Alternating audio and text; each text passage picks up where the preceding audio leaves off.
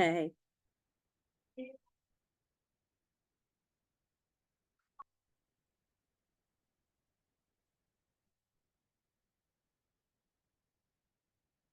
Today's lab gonna be easy.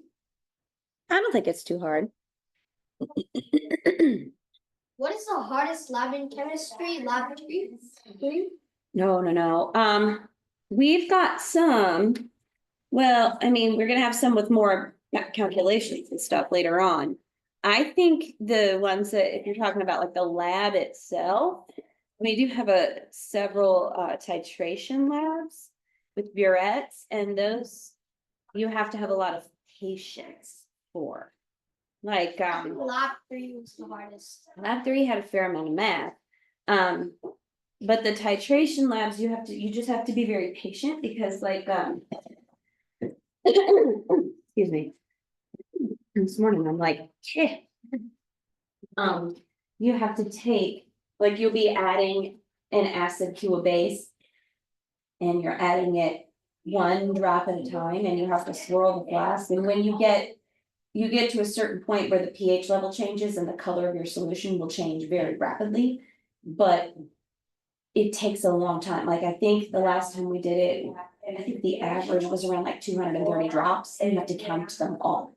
What? So, yeah, you have to count them all. That takes a lot. It takes a lot of patience, but it's not hard. It's just, you gotta be patient. Miss Danny, Mhm. like, one second. It says nitrogen belongs into group 15 and it says the nitrogen group. And where is it? It should be 17. Huh? Is it 17? It said group 15. Oh, I think that might be. It says it's a nitrogen group. I think so. Yeah, I thought that was, no, it's 15. It's 15 because of the way it's 15? yeah, look at your table. I think it is. Look at your table. At the beginning. The last thing, right at the end of your preface. So 15. yep. So what group is it in? 15. Yeah, I'm asking like what's the name? Oh, you can call it the nitrogen group. You can do that, or you can just call it 15. It says diatomic nonmetal. Diatomic nonmetals is a way to describe all the ones that are this color. There's multiple ways to categorize is the thing. Okay. I got Like it can be, and you could say, for example, that phosphorus is in the nitrogen group. You could also say it's in group 15. And you could also say it is a polyatomic nonmetal. There's multiple ways to describe it. It depends on, it's kind of like this. You're Yusuf's brother, you're Musa's son, you're my student, you're still Yunus, right? But depending on what relationship we're using, right? That's what matters, what relationship you're using. So it just kind of, it helps depending on how you're going to use that element or how you're going to describe it in relation to what. Okay. So, yeah. Did you have a good weekend? Yeah. Did you do anything fun? We went outside and we had like this gathering potluck. Okay. And then where was that? Like in your neighborhood or? No, it was in this park. It was in this like park called, I have no idea what's the park's name. And then what was it for? Was it for? Well, it was just for like, it's just some uncle invited us. Oh, okay. It was like a potluck. And then like the slides were like the playgrounds were like so high. There's like a ladder and you climb like in the top. Oh wow, like that sounds like fun. Was it nearby or did you have to go far? Oh, it was nearby. Okay. That sounds like fun. And on Sunday we went to someone's house and and on Monday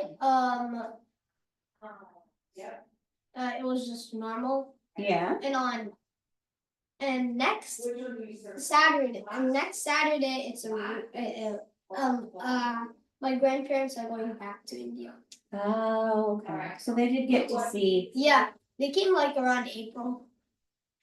subject from it. Very good. We said that it's gonna kind of be like this. Right? And it's probably the English. So I really wish to get a perfect score on the unit 4 test. Unit I haven't graded them yet, the unit 3 test. Well, Yusuf said that his unit test was mentioned chapter 4 text. Yeah, apparently it showed up that way, because I copied some of it from a previous, like, I used to do them by chapter, not by unit. So when I copied the assignment from 4 years ago, it kept the name, but it didn't keep the name anywhere I could see it, so I didn't realize it until afterwards. But it was like, that was like in the, Did you grade the unit test? I did not grade any unit test yet, no. I'm gonna Why wait. isn't there any lesson 7 homework? Because there's never homework when you have a test. It's study for your test. There's The usually last- binder work, but not homework. Oh, Yeah, there's usually like a binder work question. But not usually homework. Not usually. so far I want to get my grade to A+. There you go, that's smart. How do you do it? Good morning. Hi. Oh, look, everybody's just piling in at one time. Where's it? Oh no, she's still coming. We have, we still have 4 minutes till 10 o'clock. Well, you had a busy weekend, Annabelle. You went all over the place last week. You went up, Yeah, what you it- got? You selling something? Everybody's always selling something. And my hand, Mm-hmm. and my hands got chick poop on that. Oh, because that's I was fun. holding a chick, and then Lovely. and I was like, Lovely.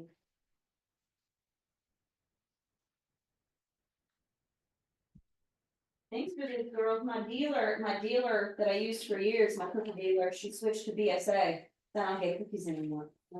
hey, so, what? So didn't you say those neighbors are those friends of yours still stuck in their house with no? No, they're out. Thank you for asking. They made it out. Okay, it's just there's another hurricane coming. I know, but it's not gonna be anywhere near that same part. It'll hit the parts of Florida that already got hit, but it shouldn't be going up to North Carolina.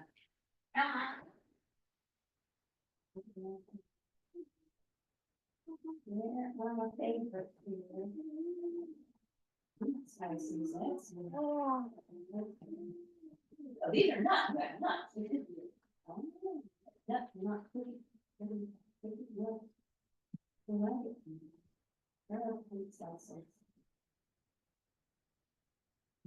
We all come back at cookie season with the cookies.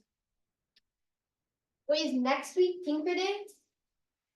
I don't know. It could be next week or the next week after. Yeah, I won't know till it happens.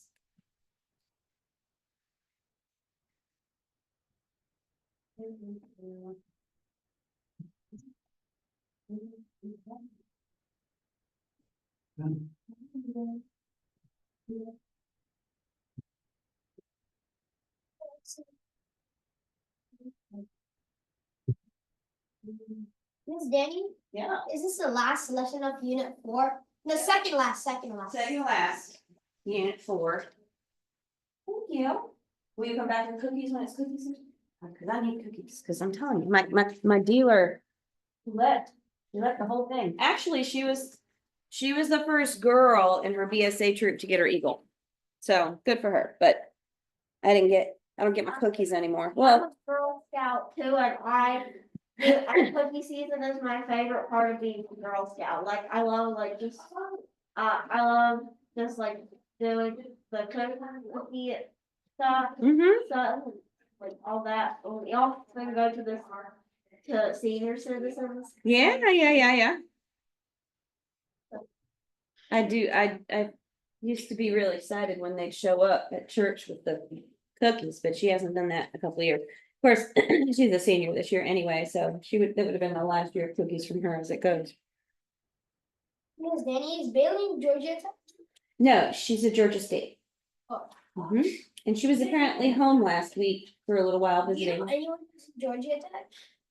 Tech right now. I think that kid already graduated last year. Let me think. Do I know anybody at Tech right now? Probably do. None of my former students are there right now. Wait, you were in Georgia Tech? No, no. Well, My goal is to go to Harvard, but it's never gonna happen. Oh, no, don't say that. It might. You never Might. know. You never know. so, I took like the international math Olympiad for the 6th grade, and I got almost all the questions right. See, yeah, you never know. You could Probably. make it. You never know. If you was like, you're never going to Harvard, math 55 is hard. I'm Mm, like, probably let's see. you never know. well, I've got an in at Virginia Tech because Jason went there. I've got an in at Hollins because I went there. Actually, I've written reference letters twice for girls to go to Hollins and both were accepted. And I have an in at Princeton. Not Harvard, but Princeton. Princeton's is My New Jersey. my Mhm. my Good. neighbors have, okay, sorry, hold on, my neighbors are, their dad was in Georgia Tech, Mhm. and they have Girl. are really nice, and they have a really sweet pit bull. Okay. Bull named Dawson, and also my dad graduated from Georgia Tech, and he's for their football team, and, He played on their football team?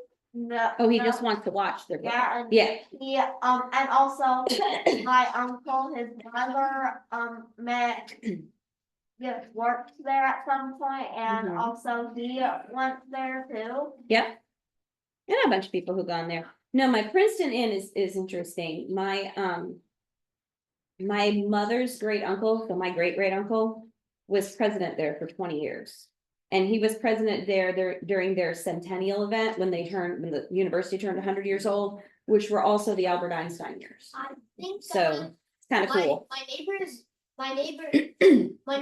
like son, his friend,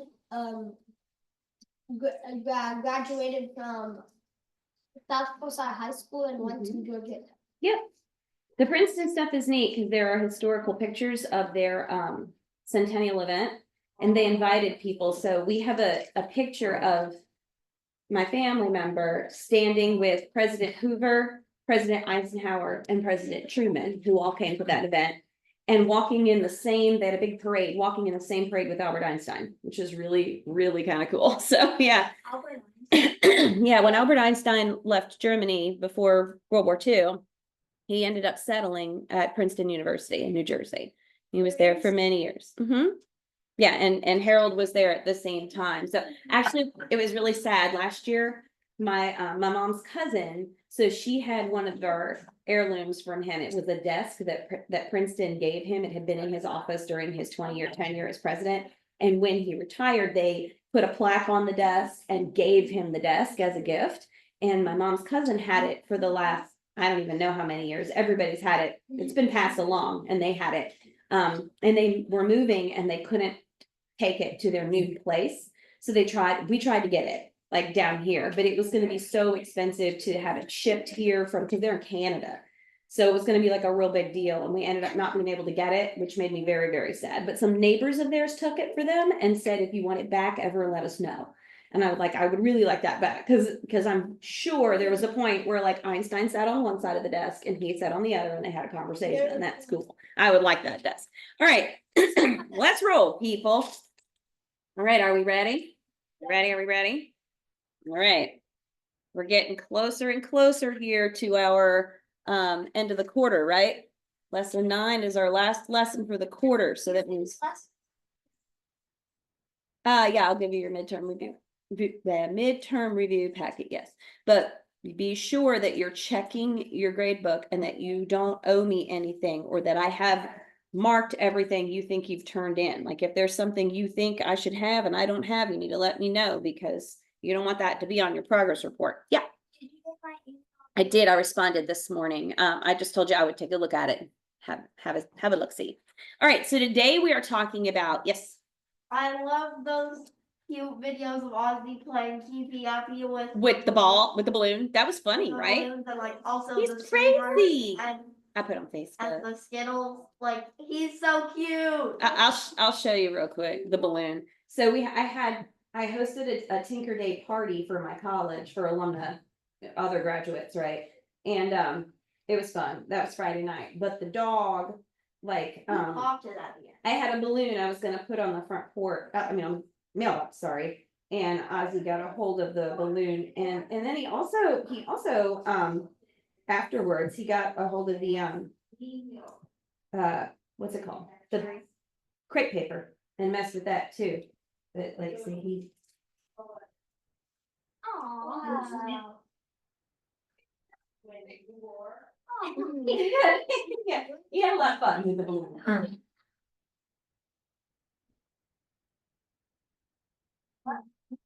And he went to the kitchen and he went and got it and Drew bounced for him one more time.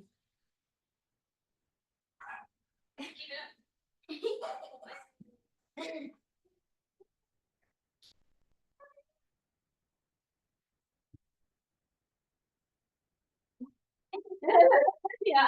Yeah, he's so adorable. He's a little monster. Don't let him fool you. He's so adorable. So we had Saint Francis Day was last week, Feast of Saint Francis. So we had a Saint Francis blessing of the pets service on Sunday night at church. And I took him and he's gets anxious around like crowds he doesn't know and other animals. So I kept him in my lap. And so the priest was coming by and he's a really good friend of ours. So I mean he knows me really well. And he's coming along and he's blessing all the pets and he gets to Ozzy and he like lets him sniff him. He puts his hand on his head to give him a blessing and Ozzy goes. But he just froze. It was weird. He got this look, and Father Joe goes, "Are you okay?" Gave him his blessing. And he goes, "Oh, who are you?" It was really funny. Like, and Father Joe's expression was like, "Oh," and he just, "Oh, like, why are you touching me?" It was very funny. So, all right. So today we got to get going. Today we are going to be talking about atoms and bonding. And we're going to be talking about ionic bonds in particular. These are the first kinds of bonds that we talk about. They're usually easiest to understand. We'll get to those next. So here we go. How many protons does a nitrogen atom have? All right, Eunice. 7. Okay. How do you know? Because because it has, wait, what? Don't look at that. How would you know? Because it's number 7. It's number 7. And remember, your atomic number is your number of what? Protons. Okay. How many valence electrons does it have? All right. 5. All right. How do you know that? Hang on. She's looking. She's thinking.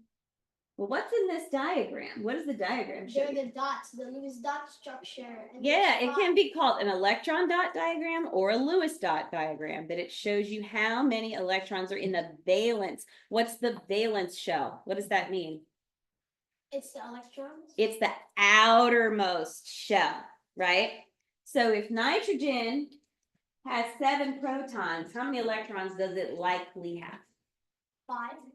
Likely has Like 7. 7, because usually unless you're an ion, you've got the same amount of electrons and protons. Otherwise, you have a charge. You're positive or negative if you have a different number of electrons than protons.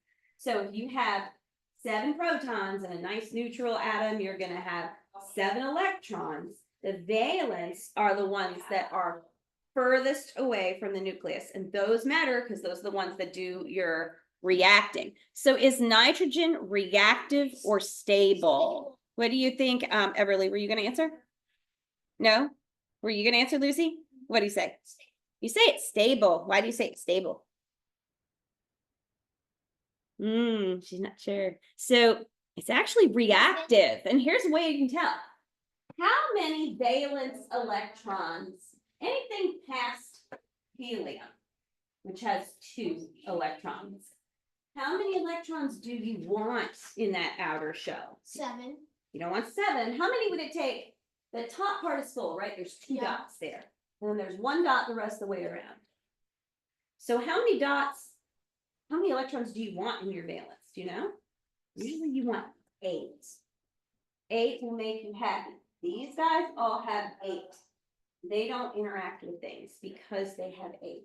How many are there? 5. 1, 2, 3, 4, 5. Okay, 5 is a problem because it wants 8. So it either has to get rid of 5 or gain 3 Miss Danny? to be happy. Yes. So the valence electrons has to be more than the protons? The valence electrons are the number in your outer shell. Yeah, So- so they have to be more than the protons to be stable? They have to, it's not about, in this case, it's not about whether they're equal to the number of protons. It's about how many does that shell hold? That shell can hold 8. So it's always aiming for 8. You're aiming for a full shell because when you have a full shell, you're not reactive and you're happy. So it's not very happy because it needs 1, 2, 3 more to get to 8. And because of that, it's always looking for 3 more. All right. So that's- Either to ditch 5 or gain 3, because then it won't be reactive. Okay. Oh. Yes, ma'am. In the binder, it shows the 2 dots on the side. Yeah, you can do them either way as long as you keep going in a circle. So as long as when you're filling, you do 1, 2, 3, 4, 5. You can start anywhere. You can go counterclockwise or clockwise, but you add 1 and then the next, you never add 2 at a time. So you go 1 on the top, the right, the left, the bottom, or however you're doing it, and then you add your second ones. So really you can do that anyway, as long as you're going in a circle every time. All right, so neon, right here, right? Neon, which has an atomic number of 10, is in group what? 18. 15? 18. Wait, oh, neon? Neon. Oh, it's in group 18? 18. To which group does nitrogen belong? 15? That's 15. We just talked about that. Okay, so 18, 17, 16, 15. All right, there we go. And it tells you it has 5 valence electrons. These guys, look at neon. What's the number for neon? 10. 10. Okay, so it has 10 what? 10 protons? Protons for That's sure. the atomic number? And yeah, because that's its atomic number. So it has 10 protons. So likely how many electrons 10. does it have? 10, if it's going to be a neutral, right? It's not going to be an ion, it's a neutral atom. All right, and 2 are in your first shell, 8 are in your second shell, and because of that, 10, we know that that second shell is full, because 2 plus 8 is 10. So it's full, and because it's full, these don't react with anybody.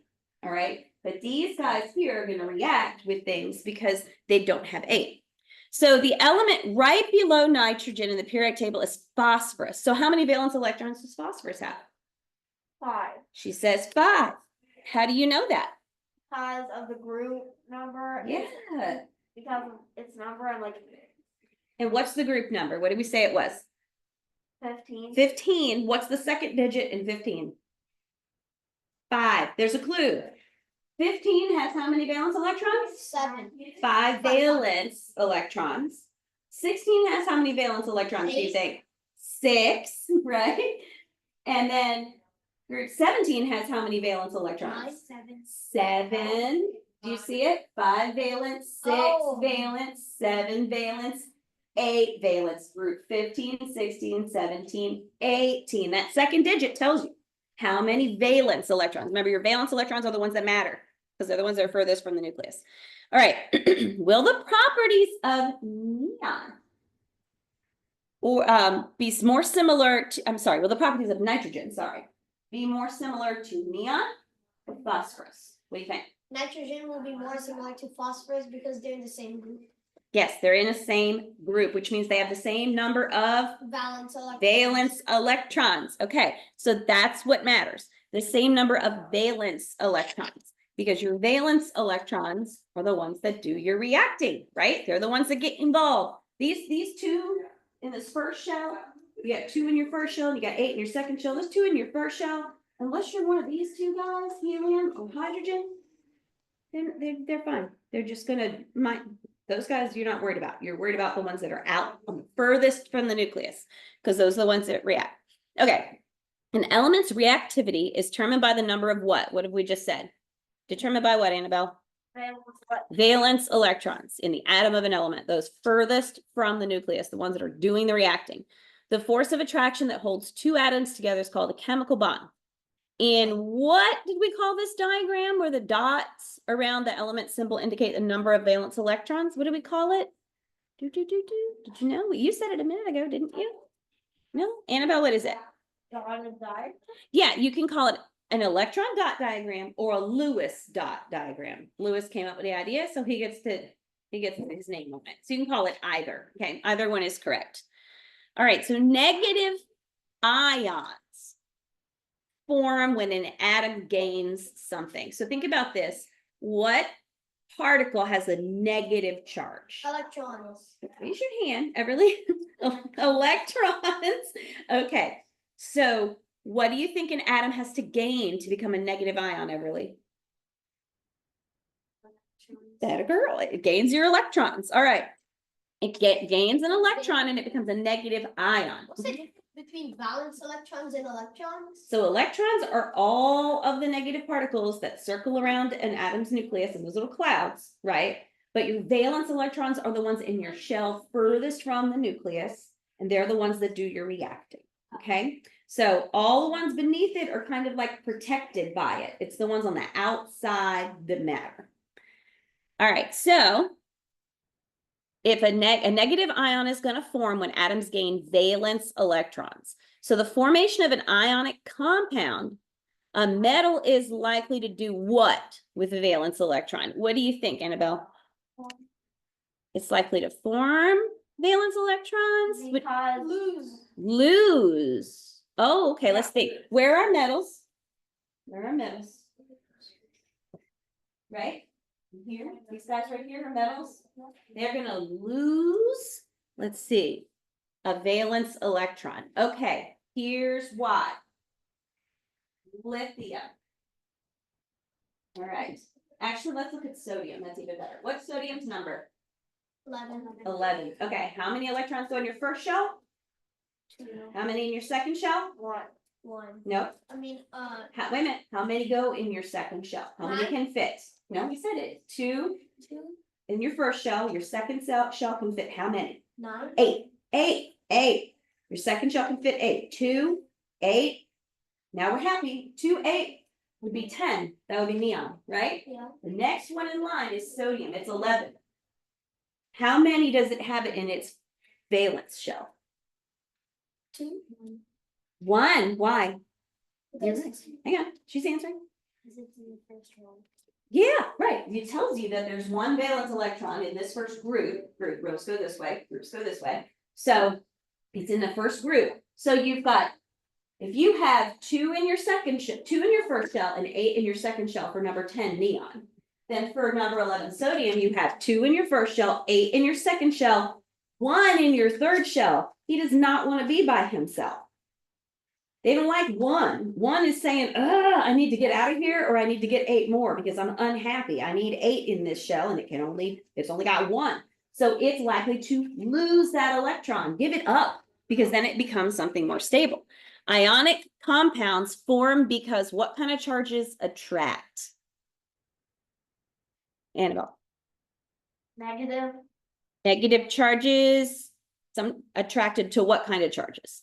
Opposite. Opposite. Negative charges are attracted to positive charges. Positive charges are attracted to negative charges, and therefore opposite charges attract. You've heard that, right? Opposites attract. So potassium ion. Okay, what's the chemical formula for potassium? What is it? K2S. K is what we're looking for right here. It's K. Potassium is K. It's one of those weird ones that it's not the same letter in English, right? It has a charge of +1 because it's in group what? Group 1. It's got a +1. And a sulfide ion. Sulfide, what element are we talking about with sulfide? Sulfur, right? A sulfide ion is sulfur, and it has a charge of 2 negative. Okay, so what that means is this guy, potassium, has an extra electron he needs to get rid of. And this guy needs 2 more. Okay, so potassium wants to get rid of it. Sulfur here wants to gain 2 more to be happy. Because you gotta either lose or gain. Is it gonna be, if you have, what group is sulfur in? The polyatomic. 16. Group 16, it needs 2 more to get to 18. Eight's what you want, right? It needs 2 more, all right? So what's easier? Is it easier to lose 6 or gain 2? Gain 2. And over here for potassium, is it easier to lose 1 or gain 8? Yeah, right. Okay, or gain 7 to get to 8. All right. So what do you suppose, thinking about that, what do you suppose is going to be the chemical formula for potassium sulfide? What'd you get? K, because it's positive. Okay, K. Then 2, the times Mhm. 2, and S. All right, so K2S. Here's what that means. All right, this is where we start getting into what chemical formulas look like. So be sure you're focused here. All right, how many electrons did we say he had that he needs to get rid of? 1. He has 1 he needs to get rid of. How many does he need to have to be happy? 2. 2. So one of these guys needs 2 of those guys to get a full shell of 8 because he has 1 electron to share. So you're going to need 2 potassiums because now you have 2 electrons. And in this case, they're not being shared because in ionic compounds, it's like they steal the electrons from one another. They don't share them equally, which is what happens in covalent bonds, which we'll talk about, I think, next week. So K2S, that little 2 is called a subscript, okay? And we use that to denote how many atoms are in a compound. So here we have an ionic compound or a formula unit. We have 2 potassiums and 1 sulfur. We got 2 electrons from the potassium and we got 6 electrons from the sulfur. So all in all, we have how many? 2 plus 6 is? 8. And how many do we want to be happy? 8. There you go. So what would this be named? Do you know what you would name this one? What is it? It's definitely something that starts with M, so I'm going to guess magnesium. That's magnesium. It's right here. Magnesium Oxide. There you go. All right. That's magnesium oxide. There are actually rules for how to name. So we'll get to that in a minute. All right. Definition. Somebody define an ion for me. All right, Annabelle. Well, wait, let me look. Can you find it? Yeah. An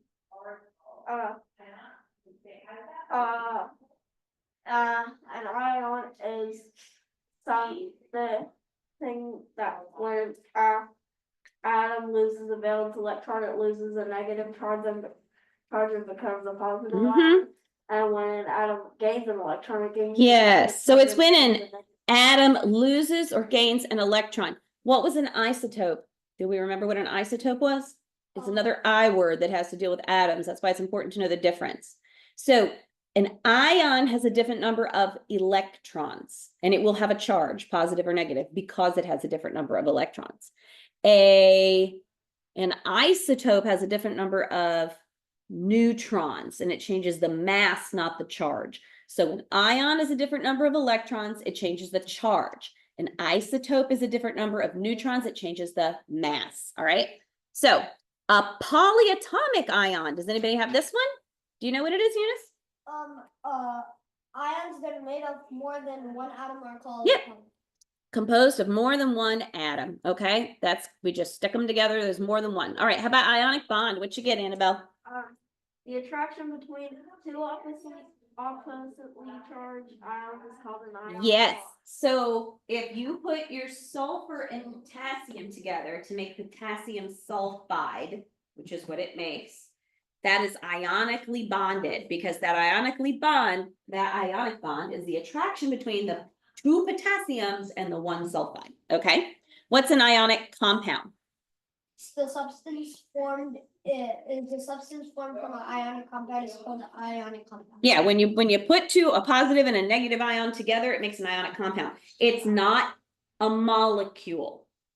Okay, I'm gonna repeat that. It's not a molecule. Molecules are covalently bonded. You can use molecules for covalent compounds. You can also use molecules for polyatomic, like oxygen, for example. Oxygen is never alone. He's always O2. He doesn't like to be by himself. And because he's O2, you get, H2O. that's an oxygen molecule. You're not ever gonna call ionic compounds molecules. They're not molecular. I Yeah, have a question. So is sulfur alone? sulfur, Yeah. any of these guys here that, you can get sulfur alone. Yeah, you can. But they like to bond if any of these guys over here are very reactive. They like to bond with things. What are some elements that like to be together, like oxygen? Oxygen is always with a buddy. Yep. Not- Hydrogen is always with the buddy. There's a couple, and you'll get familiar with them just because you'll get exposed to them. All right, a chemical formula is what? Anybody over there have it? Lucy, do you have it? Anybody over there? All right, Eunice, what's a chemical formula? It's like K2S. It's like Right, it's the symbols that show the ratio of elements in a compound. What's a ratio? a ratio is like there's 5 girls and 1. Yes, and it's exactly. So the ratio in this class is 5 females to 1 male, right? That's a ratio. So if we were gonna make our class, it was always the same. We'd always have to have 5 females, 1 male, right? That's a ratio. All right, so our ratio in potassium sulfide was K2S, 2 potassium to 1 sulfide. Sulfur, once it's a sulfide because it's an ion, will always make potassium sulfide. All right, now here is a memory device from now until you leave science. This is one to remember. Do you need me to lower? Oh, I can't. It's from the upper window. I was going to say, well, the blinds help, but it's come through that upper. You can move over if it helps. So this will be how you remember the difference between positive and negative ions. A cation is an ion with a positive charge, and it's the cutest ion ever. So if it has a positive charge, did it gain or lose electrons? Very good, it lost them because electrons are negative, and if it loses them, it becomes more positive. So a cation is positively adorable. It has a positive charge, and it's the cutest ion ever. Now, an anion is an onion with a negative attitude. Anion. That's how you remember it. It's negative. So did it gain or lose electrons? It gained them, right? That girl. So this is how you remember cation versus anion. What is Okay. an Anion is going to be your negative ion, and a cation is going to be your positive ion. And that's how you remember them. Okay. Keep that in your head forever. That's a good one to remember. All right. Once you remember that, you'll have it forever. All right. So ions, cations and anions. This is a real quick review of what we just said. Hopefully we won't, we get Kamala Harris. Okay. There never used to be in my slideshows. Yeah, they're everywhere. A neutral atom will have a certain number of protons and an equal number of electrons. This results in the same number of positive and negative charges, which we can call neutral or a zero net charge. You can produce a charged atom by taking a neutral atom and adding or removing 1 or more of the electrons, which is called an ion. For example, a sodium atom has 11 protons in its nucleus and 11 electrons. If 1 of the electrons is lost, there will now be 12 positive charges, but now only 10 negative charges, so we'll have a +1 charge. The sodium ion can be written as follows. The positive ion is called a cation and are produced, as I said, when 1 or more electrons are lost from a neutral atom. Helpful hint, think of a cation as a cat that has paws, for positive. Another example, magnesium will typically lose 2 electrons to form a 2+ cation. Neutral magnesium has 12 positively charged protons and 12 negatively charged electrons. When it loses 2 electrons, it now has 12 protons and 10 electrons, or a 2+ charge. When a neutral atom gains electrons, a negative charge is formed. A negatively charged ion is called an anion. For example, neutral chlorine has 17 positive protons and 17 negatively charged electrons. When it gains an electron, it now has 18 negative charges and obtains a negative charge and can be written as follows. Also, the naming of anions is slightly different than cation. The suffix "-ide" is used, so the chlorine anion would be now called chloride.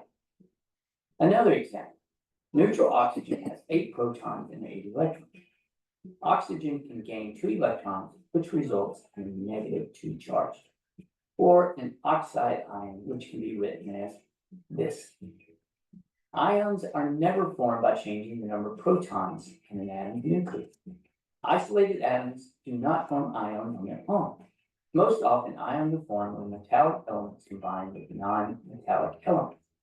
Metals always form positive ions in rows 1 and 2, and non-metals form anions by gaining electrons. I hope that helps, and remember, kindness multiplies. Be kind to someone. All right, so now we have something called an octet rule. What is that prefix in that word, OCT? And 8. 8. Give me an example of oct used somewhere else. Octagon, what's an And also like in Splatoon 3 there are octolinks. okay. Octolings, or in other words, humanoid octopuses. Okay, And octopus. also There's one. Because an octopus is because they have 8 Yeah. tentacles. And then we have octave, which is 8 notes in music, right? So it's octet rule. So noble gases, these guys here, remember, are unlike any other group of elements on the periodic table because of their extreme stability. Each noble gas has how many valence electrons, Annabelle? 8. 8 valence electrons. Woohoo! 8. 8 is what we want, right? The modern model of an atom, of how atoms react to form compounds, is based on the fact that the stability of a noble gas results from the arrangement of its valence electrons. All right, 8 is what you want. This is your octet rule. If I had 8 valence electrons, I would be so happy. Okay, this is what we've been saying all along. They're happy when they have 8. Sometimes they have to combine with somebody else to get 8. 8 is the goal. So here is our first type of chemical bond, ionic. See where it says, take this and be mine? Take it. That's exactly what they mean. Take it.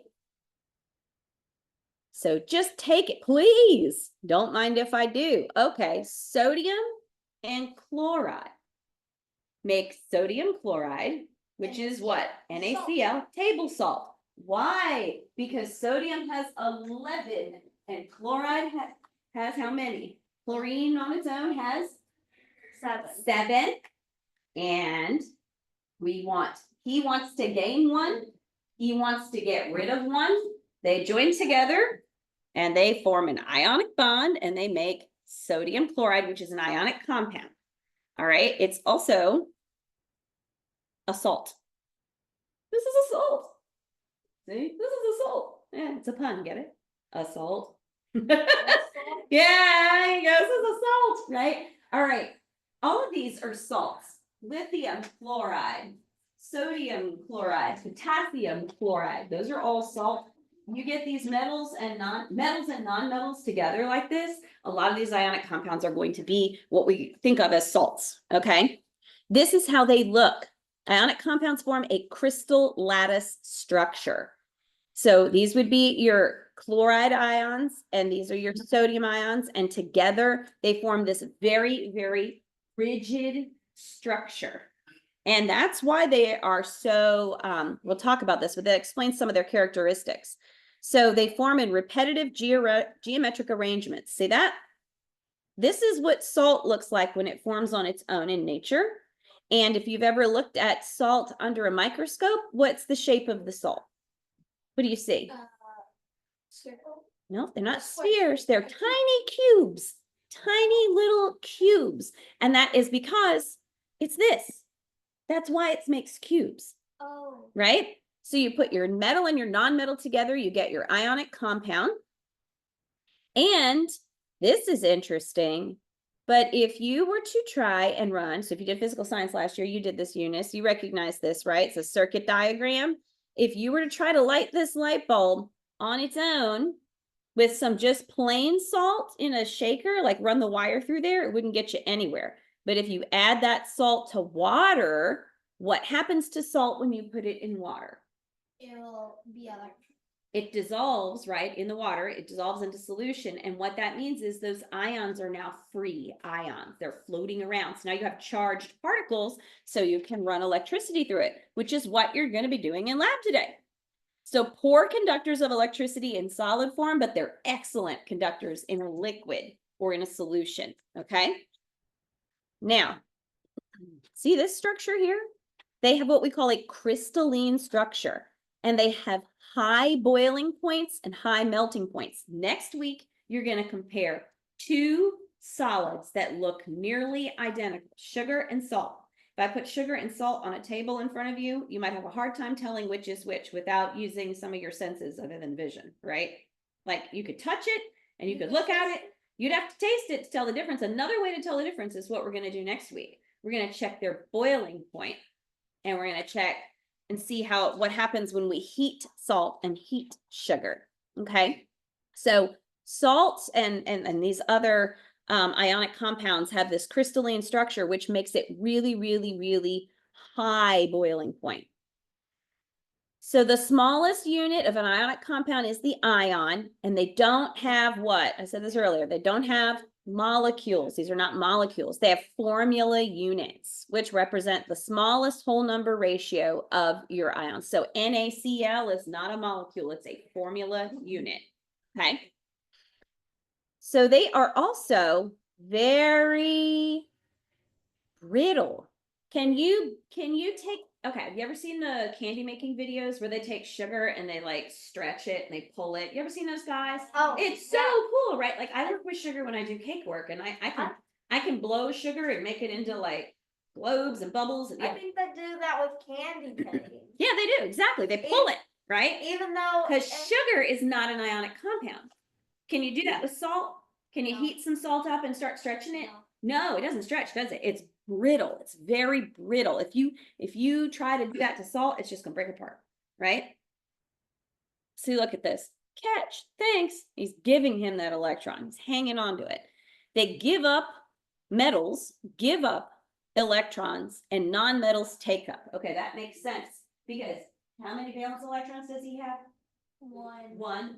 How many valence electrons does he? Yeah, he needs how many more?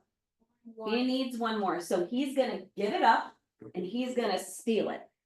Okay, there's no sharing involved here. He's getting rid of that electron and he's taking it. So the sodium gets rid of it, the chloride takes it. So they're not sharing. Those are gonna be next week. We talk about covalent. They're not sharing, it's actually taking it or stealing it. All right, now, why do we put salt on the road in winter? It makes it not slippery. Why does it do that? Do you know? It melts the iron. Kinda. Do you know what? Were you gonna say it melts the ice? Okay, what did we say about boiling and melting points for ionic compounds? Very high boiling point and very low melting point. So what that means is this. If you put salt on ice, you've now made it so that it has to be considerably colder to freeze. So that's why it melts it. What it does is it actually changes, it lowers that melting point to the point where it's going to have to get much colder outside for it to freeze.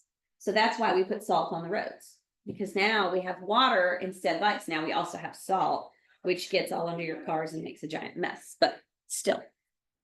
All right. So it lowers the freezing point of water. Alrighty, now ionic compounds have this crystalline structure, high boiling and melting. That's what we just talked about, right? Crystalline structures, high boiling, high melting. Now, how do we do this? All right, be prepared for this to be very complicated. This chart's cool to use for now. What's going to happen, guys, is naturally you're going to get exposed to these compounds and you're going to just kind of start recognizing them over time. But if there's one you don't recognize, there's a whole pattern you could follow.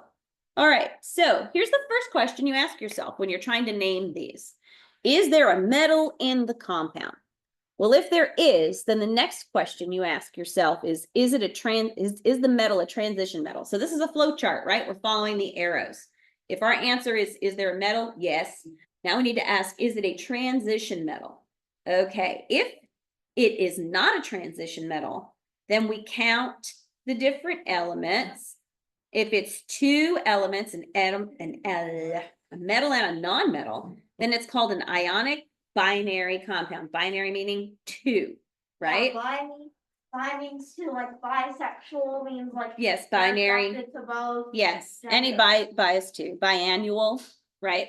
All right, so you name the first metal and then you name the non-metal, but you change the non-metal to "ide." So we had sodium chloride. There it is. So it's a ionic binary compound. Now, if there's 3 or more elements involved, we call it ionic ternary, and then you do the metal and then the polyion. So in this case, you name the metal first, then the polyatomic ion second, and then you don't change the ending to "ide." We'll do those later. We don't need to worry about those right now. So what if it is a transition metal? Okay, now we're going to count the different elements again. And if it's 2, again, it's going to be ionic binary. Or if it's 3 or more, again, it's ionic ternary. But we're going to name, if it's ionic binary, we're going to name the transition metal first, determine the charge, and write the metal as a Roman numeral after the name. Okay, this was where it gets complicated. And then we name the non-metal second and change the ending to "ide." And in this case, if there's 3 or more, you name the transition metal first, determine the charge, and then write it as a Roman numeral. Name the second ion and don't change the ending to "ide." Okay, you're like, oh my goodness, this is complicated. All right, how about over here? What if there is not a metal in the compound? All right, well then is when you get into this whole thing. And we're not doing this part today really, but if it's not, there's no hydrogen as the first one, then you're going to count up the elements, and then it's diatomic, and then you just name the element. And then over here, if there is a hydrogen, then it's an acid, and then you have a hydro plus a root ion plus an ic, like hydrochloric acid, right? And we'll get to those later. Don't worry about those too much. But we are going to try a couple. So here's our little chart. What do you think is the name of this formula unit, this compound? Anybody want to give it a guess? Give it a guess. What do you think it is? Potassium. Potassium what? Um. Here's your bromine. Bromine. So what do we do if we have a metal and a non-metal and there's only 2? We change the second one. Bromide. There you go. Potassium bromide. You got it. All right. This will be the kind of thing when you see these, you'll just kind of know. Now, what's this one? Anybody know? Anybody want to guess? What's this first one? Barium. What do you think? Boron. This one's barium because it has an A, Ba. Boron's just B. And what's the F? Fluoride. Fluorine. So what do you think these are together? So together it's barium fluoride, right? All right. How about this one? What is SN? Does anybody know that one? This is a different one. Probably it's salt. Tin, actually. Tin Oh. oxide. How about this one? Cesium bromide. Cobalt-2 bromine. Okay, this is when we get into what's going on over here. How many atoms, that whole thing. All right. Mercury. Mercury 1 sulfide. Don't worry too much about these, like I said, but know about them, right? And then aluminum iodide. There's an ALI. All right. So don't worry too much about them because, like I said, you're going to get exposed to them in time. Today, you'll be using KCl and NaCl and S and C12H22O11 in your lab. What is NaCl? Salt.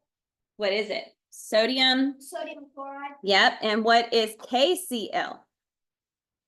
Potassium. Potassium chloride. What's S by itself? Sulfur. Sulfur. You want to guess what C12H22O11 is? B12 is carbon 2. It's actually it's sucrose, it's sugar. All right. Excellent. Okay.